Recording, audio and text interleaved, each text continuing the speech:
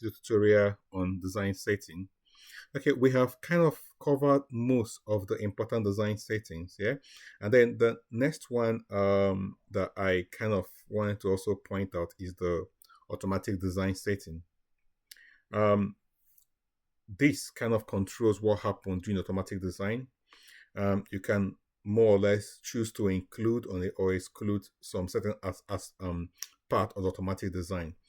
We have used this quite a lot of times anyway. This is if you want the automatic design to run at the background. Well, except in certain cases, you don't need to use that, okay? Just leave it unchecked. But if you check it, it will make the automatic design to run at the background. That is what it will do. But it's always better to leave it unchecked the way it is, okay? And then, as we have seen, if you check this, it will include the calculation sheet. If you check this, it will include the data sheet. I've said this before, data sheet is just a way of giving you the reinforcement on the general arrangement so that you can, sometimes it's easier to see them direct that way. So you can by checking this, pardon me, by checking this, you get the software to include it, or you can exclude it. The same with the bar bending schedule. If you check, if you take this, check this, it will include it. One little thing I will say about the bar bending schedule is this. If you want to see all the bar bending schedule, okay, you might, for all the floors, you might need to make sure that you have allow grouping unchecked. The reason is this: but bar bending schedule, we only give the schedule based on what is detailed. It doesn't give, when you allow grouping. Okay, let me just, I think sometimes it's better to show an example. Okay, now you can see that we have two floors. Okay, this first floor and the second floor, they are identical, everything is the same. Now if you select, first of all, we need to remove this. First of so if you allow, if you check by default, it allow floor grouping. So what that means is that when it comes to detailing the first floor and the second floor, the software will check if they're identical. First of all, it will check if the floor, the panels are the same. It will check if the beams are the same, and if the column are the same. So if these three things are satisfied, if they are all the same, especially when it comes to the detailing the floor beam and the floor slab, that is where it applies this. So if the beam and the columns are all the same, okay, the software will detail just one floor. It will not detail two of them. So it's kind of like a way of, reducing the number of sheets that the software generates. Okay, I will demonstrate this now. To do that, I will just have only the details. I don't need any other thing. Okay, so you can see the difference it makes, number of pages. So now I'm going to detail, allowing the floor. Okay, allowing the floor grouping. So you can see this is the ground floor is not detailed anyway. The first floor, you can allow grouping for the first floor. You can allow grouping for the second floor. And then the roof doesn't need to allow grouping, but because all the floors by default allow grouping, but for the roof, it doesn't group because the roof is a separate matter altogether. So, but it's interesting, it usually happens for the first floor and the second floor. If they're identical, it will group them. So I will run this automatic design now with the grouping, okay? So you can see the difference. So I'll go back to this. So I'm just doing only the analysis and design and detailing. So I can say run automatic design. So start automatic design, I click yes. So if you notice, let's say the number of pages. So here we have, this is 15, 16, 17 pages. In fact, I can even display all the pages and see what happens. So you can see all the pages are actually 16. In fact, you can even see it from here. So we have 17 pages, sorry. And we have 17 pages. Okay, so dice. So if you notice, the slab detailing is just only one slab detailing, okay? And of course, for the first floor, so it will just pick one of the floor and detail. The same goes for the first floor. It will pick one of the floor and detail, and then you now have the roof, and then so that's the point I'm trying to make.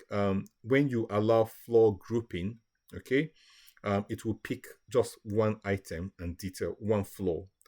If the floors are identical, like in this case, the first floor and the second floor are identical, it will pick one of them and detail.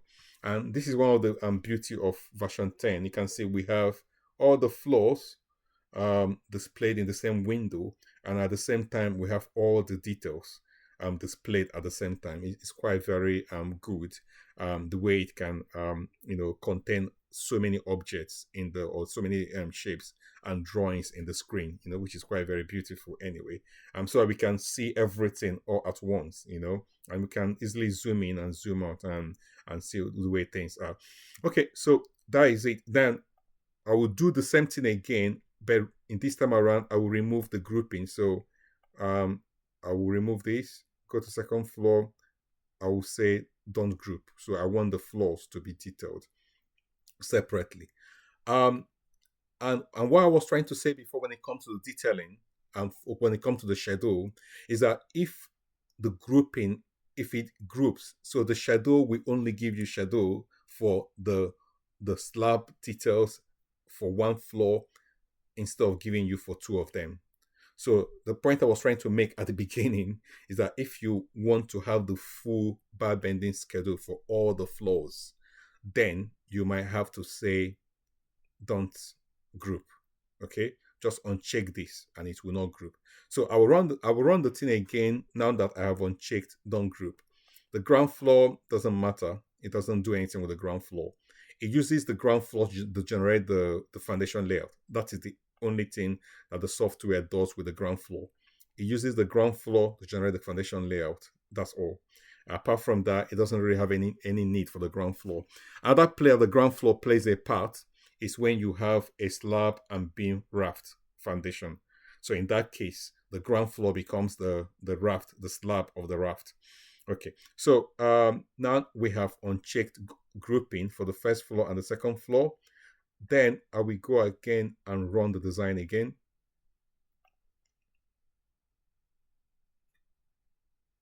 You will see the number of pages will increase.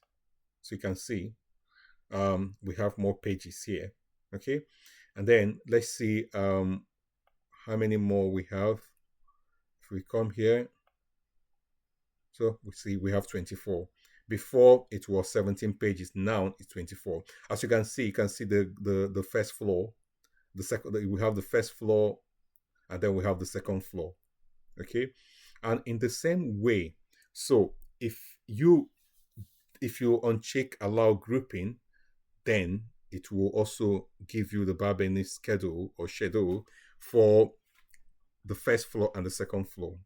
So the point I'm trying to make is that if the software groups, the schedule goes with whatever that is detailed.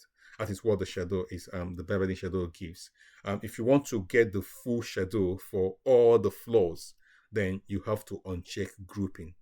The essence of the grouping in the first place, and again, these things can be done intermediate. It's not like for a particular design, you could group so you can have a smaller number of sheets. You print out your designs, the detailed drawings, and keep them aside. And then you run the software again and uncheck the grouping, okay, without grouping, so that you can generate all the shadows, and then you can now just pick the shadow apart separately. So that's just one thing that you need to know, is that when we group, as we said before, if you apply the grouping for the first and second floor, then the shadow will only give you one shadow for that floor. because the software we choose. So if we allow grouping now, for instance, for the first floor, second floor, grouping for the second floor. So the software we choose, we detail just one floor out of the two, especially the panel, the slab and the beam. Only one we show. And the same way it will give you just one schedule for the two floors. But if you want the full schedule, you just have to uncheck grouping. Okay, that is just exciting about the about that. It's just for you to have that in mind. And apart from that, there's every other thing is okay. So then going back to this, so if you want to include the shadows, of course you have to check to include the shadows. The point I was actually trying to make before is you can see now we have grouping. I would do the shadow. You can actually see the difference on how the pages changes. So if you look at now I've allowed grouping, okay, the first floor and the second floor grouping, I've allowed it. Okay, it's checked. If I run the automatic design again, including, I don't need a data sheet, but including the shadow, let's see the number of pages that we generated. So I'll click yes. Okay, so if I go back here, go to the title block pages, check the number of pages. So we have 43 pages, okay, generated.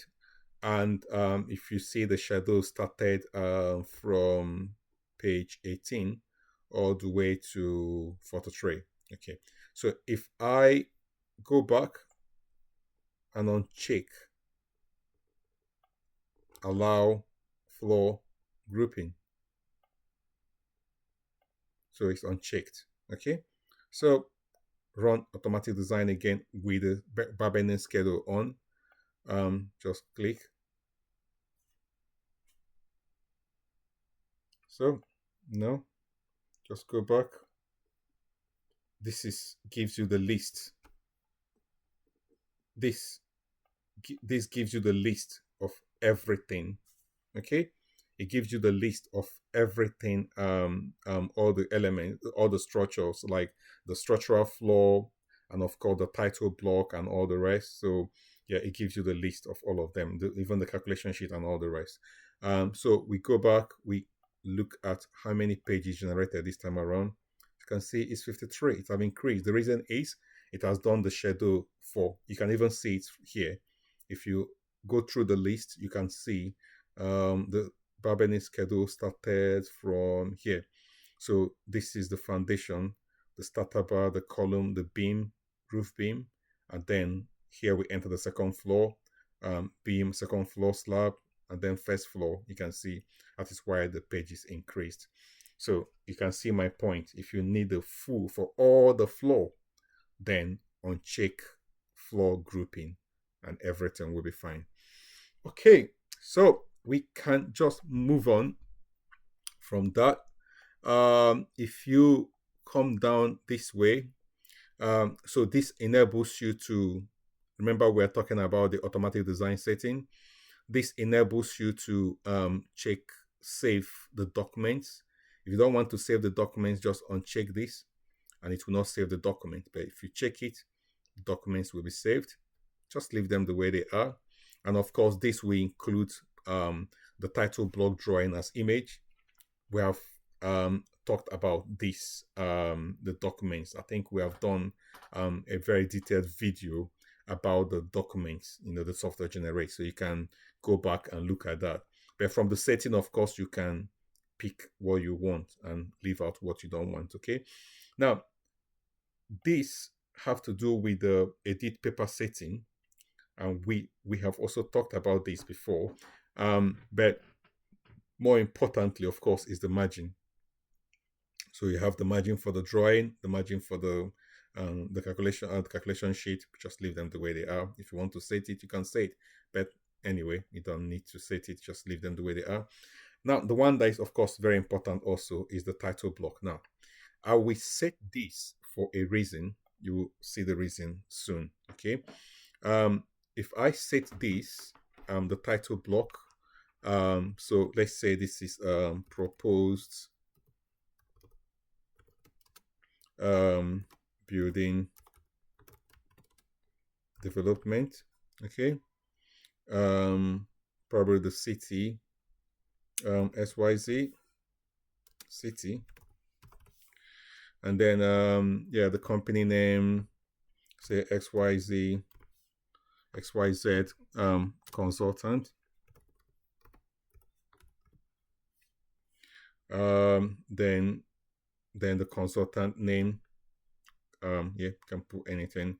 Then drawn, designed by, say XYZ, and then designed by XYZ. Now, all this apply to both the title block and also the calculation sheet. So checked by, say, XYZ, and then date of design, I can say probably April 2025, and then code of design BS 110. Okay, so this, as I said, we also apply to both this information. It will pull it and use it also for the calculation sheet and also for the detailed drawing.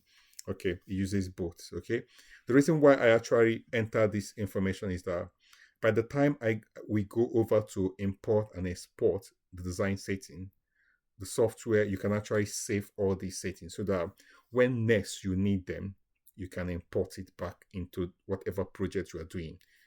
So that's why I enter them. Okay, now here you select whether you want full calculation sheet or medium calculation sheet or small calculation sheet. Well, by default, it's medium. We'll just leave it at that. So kind of affect the volume of calculation sheet. Full calculation sheet will give you full volume. I mean, sometimes can generate up to probably 200 pages or 300 pages of calculation sheet. That's not important. But in fact, you can even see, if we go back here, we can view the calculation sheets. So this gives the calculation sheet. I can say all of them. Okay, so you can see we have all the calculation sheets here. Okay, so there are quite so many of them, in fact. So if you want to see how many there are in the list, you could come back here again, view calculation sheets, and then can just select the first one. Okay, so you can see, so here we have 159 pages of calculations. So yeah, so it depends, and this is medium, by the way. If you small, we give you a much more lesser number of calculation sheets, and then if you need the full stuff, yeah, that could even get to 300. Again, all these things are there. It depends on what anybody wants. And of course, with the calculation, you can also I can view one page at a time, for instance. That is this. You can actually zoom right in, and I can also let's just put it somewhere here. I could also bring out the lists for the calculation sheet view. Then I'm viewing one at a time, and then I can say show the calculation sheet button at the bottom. Okay, so this is the calculation sheet. So with this, of course, you can kind of go through the sheets. Okay, you can just go through the pages and you can zoom in into them. Okay, and then just go through the pages. Okay, anyway, just for you to know that these functions are there. I don't know if we have I think probably in a different video, I will kind of show you how you can view the different documents that the software generates. The calculation sheet is one of them. We'll do that in a different video so that we don't move away from what we're actually talking about, which is design setting. Okay, but I think I promise I will do that. By God's grace, I will do that in a different video. We'll talk about the different views for different documents that software generates within the software. I think what we did before when we're doing the documentation is of course, the external document that generates, the images, the AutoCAD and all the rest. So, but we get back to this. So, continuing. So that is the thing with the design setting. Now, the reason why I actually populated this data, okay, all these text boxes, the reason why I populate them is that I want to save them later. Okay, so at the end of the day, by the time you finish editing your your design settings, if you have used a particular setting, for instance, let's say I actually change this, assuming if this is 10,000, okay, and then let's say this the unit length for a bar is say 16,000, okay. Yeah, if you finish doing all the editing in all the design setting, in fact, even every one of them, take the reinforcement. If you have changed this, let's say you're using 20 instead of 25, so, and you have done your design and you are satisfied with the data, okay, the design setting, you can actually save it. What I mean by that is that you can export and import it back. So you can click on import/export design setting, and you can export this your setting. Okay, so when you export it, you can give it a name. I can call this QS10 design setting 1. Okay, and then you save. Now the software have exported your design setting. Why this is important is that if you open a new project, you can be able to import this setting back into your design, and the software will just, so you don't need to state them again. It's extremely very important, especially if you have tweaked the settings. Okay, I will open up a new project now so you can see. So as you can see, this is a new project. If we go back to the settings we did, so if we edited this, you can see it's empty. There's nothing in it. Okay, and then if you go back to the shadow, you can see the figure that is not, I mean, it's just working with the default. Okay, and if you also go back to the reinforcement design, it's 25. Now I could import our previous design setting, or we just saved. So I could now, assuming, let's say you are doing a new project, you could import that setting into the new project, and the software will work with it. Now, before I go to that, another thing that the software also does is this. This your setting. This is where we are. The setting that we did here. When you save the project, you can see we have naturally saved the project. Before I will save, I think I will. Okay, yeah. So I just remove the calculation sheet. Actually, whenever you click on this, it will try to regenerate the floor layout, and whether, even if you have calculation sheet or detailed drawing, it will just take them out of the view. Okay, so another thing again about the setting is this. When you save a project, apart from the fact that you can import a setting into the project, into a project, but when you save a file, let's save this project now. Click File, Save. I'll call this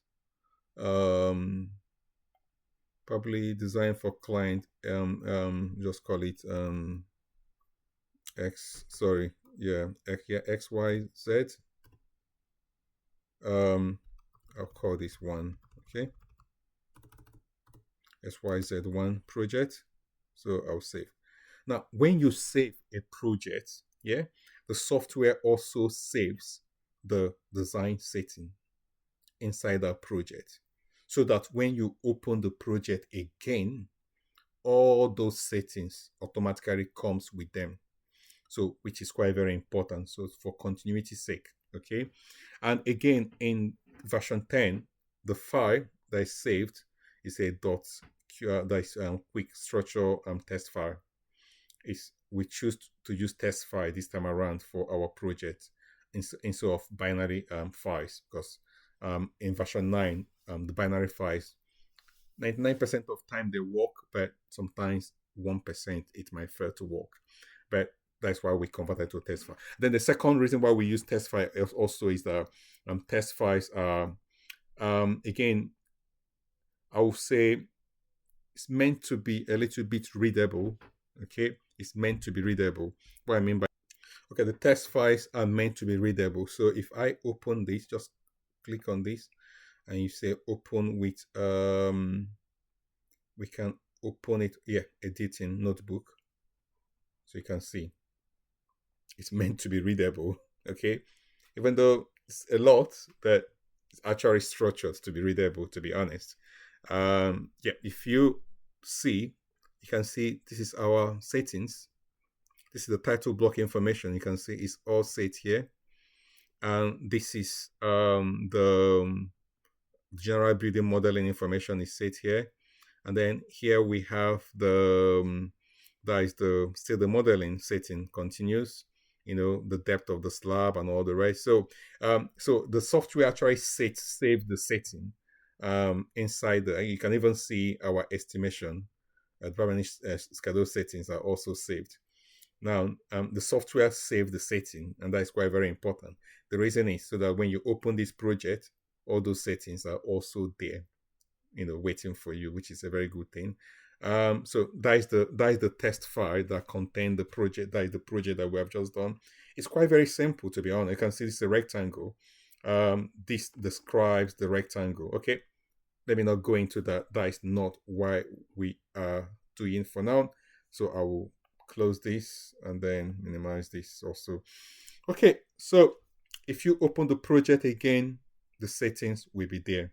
Okay, back to the what we're doing. So as I said before, you can import those settings in a different project. So what I mean by that is, if I open a new project, which means this is a new project, and let's say before I even start this, you know, creating the model, I could go back and say import design setting. Okay, so once I import it, and then go to where it is this one, design setting one, and then that's it. The settings are supposed to all come back. Okay, so you have your design settings. So the whole idea is that you can set these settings once, you know, depending on the project you're working with. You can even have different settings for different kind of projects. And then each time you are doing a similar kind of project, you can always import them back into the project, and the software will just work with it. Okay, so as you can see it has come back with everything that we saved. All the settings that we saved is back. And then if you go back to the bar bending schedule, you can see we have 16,000 for 16 diameter bar and 10,000. So it just bring back the settings. And if you go to design, so you can see this is 20. That's what we set. So all the settings, once you can import, and you can even send, you can share the settings, you can share with somebody else, and somebody else can share a setting with you. So you can import and export the setting. Now, back to where we're here. So, and then another thing again is that apart from exporting these settings, which that is what I will always recommend, the thing is that when you open the software at first, like what we before we imported, assuming if it's a new project that we opened here, the settings done, I think the new project is, you know, this is the new project we have done that. Assuming when you open a new project at first, the design settings are not, it always open with the default settings. Kind of decided to leave it that way because opening with default, the reason is this. If for any reason some settings are set that probably didn't mean to set a particular setting, and probably, you know, what I mean by that is that, let's say you set this FCU, let's say somebody went and set it to, like, say 2 or 3, for instance. You know, of course, that will affect the design, and probably the person did not mean, let's say you intend to set 30, and then you made it 3. So the trouble is the software definitely want to work with it, but the thing is, it's a wrong setting. That is why in the software, whenever you open the software, it always open with the default setting, because kind of like this is kind of like the master setting, the setting that it has in the default, which has been carefully calibrated and fine-tuned to always work all the time with the software. So to avoid, could be if you have made a wrong setting, to avoid it, being propagated down the line in all your design. Um, that's why we decided to kind of like make the setting to always the software to always start with the default setting by at the beginning. So if you open a new project, or you open if you once you open the software, the default is what is loaded.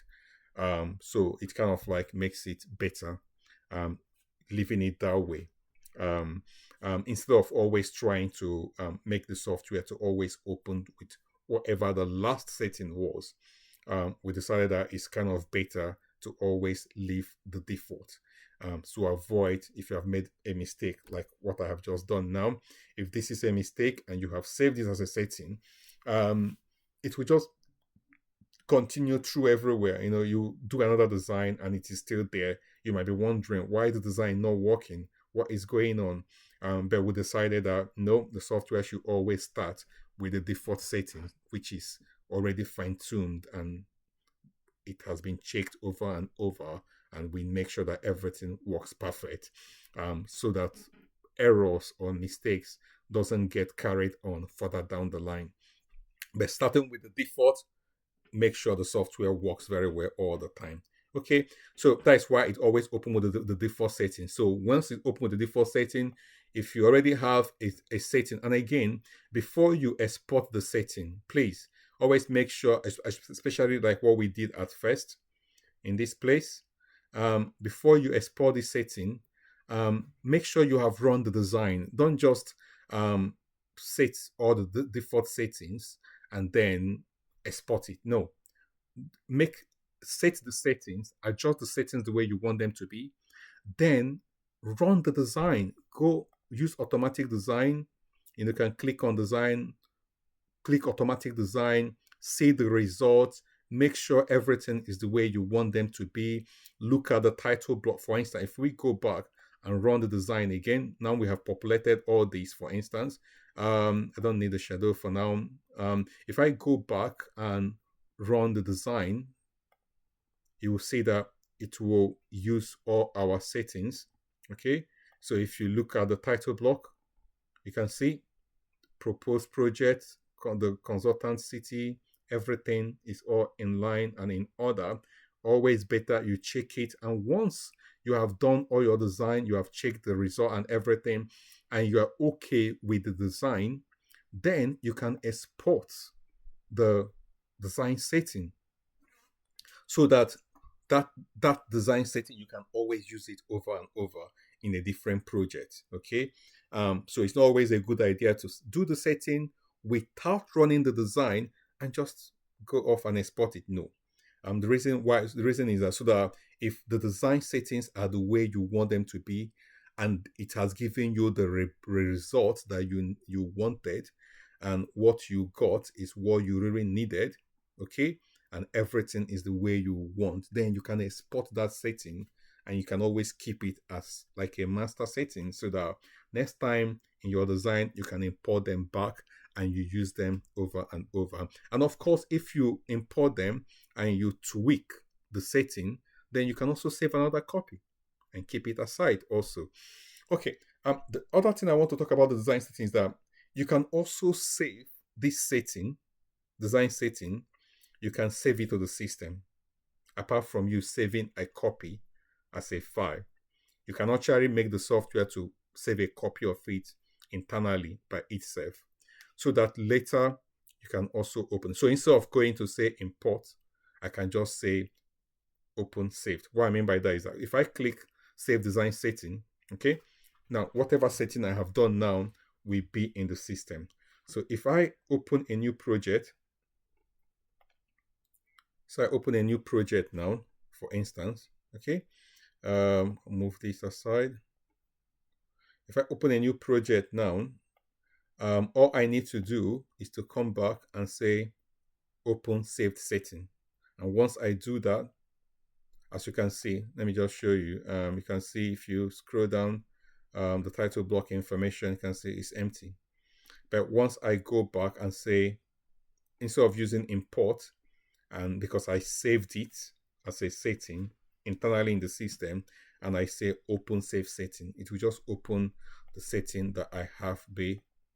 So if I click and say open saved setting, say you want to restore previously design setting, so say yes, and then that's it. You can see in this, all those things we did is back here now, because I have saved it from here, from this project, you know, where we were before. I've saved it, and then I used open. Then the last bit is to restore default setting. If for any reason anything goes wrong, you have messed up the setting, because there are quite so many of them and you don't really know what you have done and what has happened, you can always go and click restore default setting. Once you click this, it will restore the default. Okay, that's what it will do. It will just bring back the default settings. That's what the software will do. Okay, so anytime you make a mistake and you don't know what has happened, just click on restore default setting, and then it will restore back the default setting and everything will be fine. So that is it about default settings. So you have import, export, save, and open, quite very useful. And then with this, you can restore default setting. And as I said before, also the default settings, when you save a file, whatever the settings, sorry, when you save a file, whatever settings you have made on that file, we always be saved into the file, so that when you open the project again, it will just come with the saved file. For instance, if I have opened the project, let's say I go back and click open, and I open this project that we saved, that is XYZ, then click open. So the settings automatically will come back from where you left off, because it will just read it. And if we go to reinforcement, you can see it's 20. Okay, so that is the way it works. Okay, that is all about the settings. There are quite so many of them, but as I've said from the beginning of this video, in the part 1 or part 2 of the design setting series, you don't really need to bother about them, to be honest. Okay, just leave them the way they are. The only thing, the one that you might, you know, assuming depending on the project, is the title block. Basically, that is probably the one that you might kind of set, honestly. Every other one, you might just leave them the way they are. The title block or the FCU is another one that you might have interest in setting. That is the FCU FY. That's another one that you might have interest in setting. And then probably the loading. That's another one you might have interest in setting. But apart from that, every other setting, leave them the way they are. The software will always make adjustments where necessary. Yeah. And then the final thing I will talk about the settings again is that I think I have also shown how you can change the setting direct. Sorry, change the sizes direct. Okay. Another thing again I will talk about is also in the next video. I'll talk about, okay, when the design comes out, what you can do with it. I mean, you can also change the design by the time it comes out. Okay, we'll do that in the next video. See you. Bye.